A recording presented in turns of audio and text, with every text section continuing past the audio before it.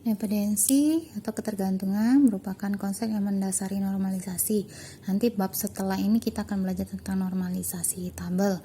Nah, dependensi itu menjelaskan hubungan antar atribut. Nanti atribut pada ERD ya, di mana atribut itu adalah kolom pada tabel. Atribut dependensi itu ada 4, ada ketergantungan fungsional, fungsional penuh, transitif, dan total. Oke, kita bahas satu persatu. Yang pertama, ketergantungan fungsional. Ketergantungan fungsional itu adalah di mana atribut Y mempunyai ketergantungan fungsional terhadap atribut X. Jika dan hanya jika nilai X itu berhubungan dengan nilai Y. Nah, nanti untuk notasinya dilambangkan dengan X tanda panah Y. Jadi X tanda panah Y dibaca di mana X secara fungsional menentukan Y. Oke, kita lihat contoh. Di sini punya tabel, nama tabelnya pesanan jual. Di mana saya punya kolom itu pembeli, kota, barang, dan jumlah. Maka kita tulis dulu nanti di sini pesanan jual dalam kurung pembeli. Ini adalah nama file-filenya ya. Jadi ini nama tabel dalam kurung nama filenya, nama kolomnya. Pembeli, kota, barang, dan jumlah. Ada 4 kolom. Oke, kita analisis dulu dari soal ini. Yang mana sih ketergantungan? Kita lihat dulu di kolom pembeli. Pembeli ini saya punya data P1. Kita lihat lagi. Oke, kita lihat kotanya Jogja. Kita lihat bawahnya P1 Jogja. Oh, sama ya. Berarti nanti untuk P1 Jogja, lihat di P2 benar nggak? Solo, benar. P3 benar nggak? Klaten, benar. Berarti saya bilang pembeli nanti akan menentukan kota. Maka gambarnya adalah pembeli tanda panah kota. Oke, setelah kolom kota kita lihat dulu barang. Barang kita lihat ya, P1 benar nggak beli B1? Kalau kita bilang pembeli menentukan barang, maka nanti P1 hanya bisa beli B1. Tapi dia bilang dia ada juga beli B2. Oh, berarti saya tidak bisa tulis pembeli menentukan barang ya. Oke, pembeli menentukan jumlahnya enggak? Enggak. Kenapa? Karena P1 boleh beli 10, P1 boleh beli 5. Kalau bilang P1 beli 10, maka semua harus 10. Ya, salah ya. Oke, sekarang barang. Barang menentukan jumlah enggak? Enggak. Kenapa? Karena barang B1 itu ada yang belinya 10, ada yang belinya 7. Kalau barang menentukan jumlah, maka dia harus dibeli seperti itu.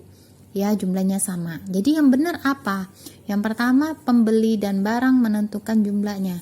Jadi dianya untuk P1, dia mau beli B1, ya 10. Nih. Kalau P2, B1, 7. Maka jawabannya pembeli dan barang 2 ya, menentukan jumlah. Boleh juga dibilang pembeli dan barang menentukan kota. Nah, karena ini sama, jadi boleh dipakein tanda kurung kurawal. Jadi pembeli dan barang menentukan jumlah dan kota. Oke, paham ya? Kalau sudah, kita lanjut selanjutnya. Ini ketergantungan fungsional penuh. Ketergantungan fungsional penuh adalah atribut Y memiliki ketergantungan fungsional penuh terhadap atribut X jika Y memiliki ketergantungan fungsional yang tadi terhadap X, tapi Y tidak mempunyai ketergantungan fungsional terhadap bagian dari X. Simbol panahnya sama. Oke, kita bahas dulu ini. Saya punya tabel pelanggannya punya kolom, kode pelanggan, nama, kota, dan nomor fax. Oke, kita lihat dulu seperti ini. Saya anggap contoh saya punya kode area dulu 0711. Kalau 0711, kita anggap aja nomor HP. Ini adalah nomor telepon dulu ya. Kalau kalian misalnya bingung dengan nomor fax, nomor telepon rumah lah. 0711 itu adalah menentukan area atau kotanya. 021 menentukan kotanya. Nah, sekarang misalnya saya punya nomor rumah 0711376 400, nomor telepon MDP. Itu adalah nomor faxnya, di mana setiap nomor fax itu adalah untuk setiap kota. Di kota itu hanya terdaftar di kota itu dan hanya terdaftar di pelanggan itu. Kayak nomor HP kalian, kalau di search punya siapa? Oh, misalnya punya si A. Pasti terdaftar atas nama si A. Jadi di sini saya bisa bilang kode pelanggan dan kota itu menentukan nomor fax. Nah, tapi kalau kalian perhatikan lagi, nomor fax itu pasti punya pelanggan itu. Ya. Jadi di sini kita bilang nomor fax itu bergantung pada kode pelanggan dan kota. Nah, nomor fax memiliki ketergantungan fungsional penuh terhadap kode pelanggan. Ini ya jawabannya. Oke, yang ketergantungan transitif. Atribut Z memiliki ketergantungan transitif terhadap X jika Y memiliki ketergantungan fungsional terhadap X, simbolnya X tanda panah Y. Kemudian Z mempunyai ketergantungan fungsional terhadap Y, simbolnya Y tanda panah Z. Jadi saya bisa bikin tulisannya adalah X tanda panah Y tanda panah Z. Oke, lihat contohnya. Saya punya tabel gaji karyawan, gaji pegawai. Saya punya NIP. Oke, kita analisis dulu. NIP 01 namanya Ian, nomor 2 Saputra, 3 Rohim, 4 Fani. Maka saya tulis NIP menentukan nama. Oke, saya bikin di sini ya, NIP menentukan nama. Kemudian saya lihat golongan gaji 3A, benar nggak sih gaji pokoknya 600? Benar. 3B 6,5, 3B 6,5. Maka saya bilang golongan gaji menentukan gaji pokok. Saya tulis golongan gaji menentukan gaji pokok. Nah, sekarang saya analisa lagi di sini. Benar, bisa nggak sih NIP ini menentukan golongannya? Benar. Kan 01 pasti 3A, 02 3B. Maka saya buat di sini NIP menentukan golongan gaji.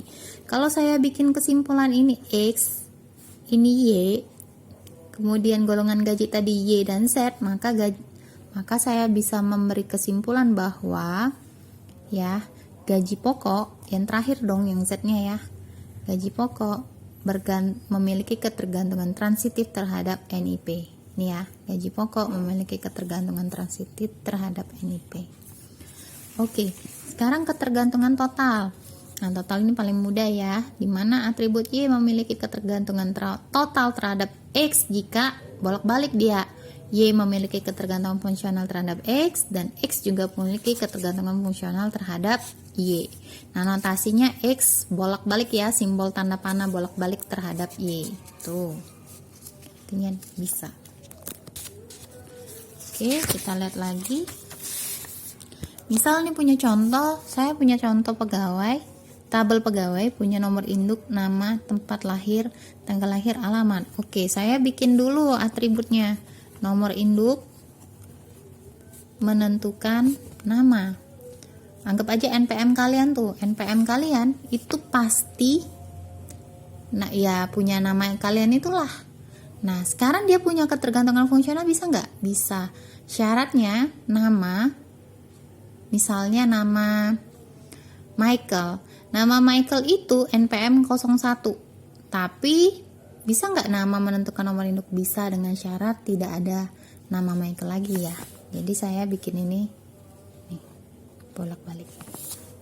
Ya, paham ya? Nanti kalau ada yang mau ditanyakan silahkan ditanyakan.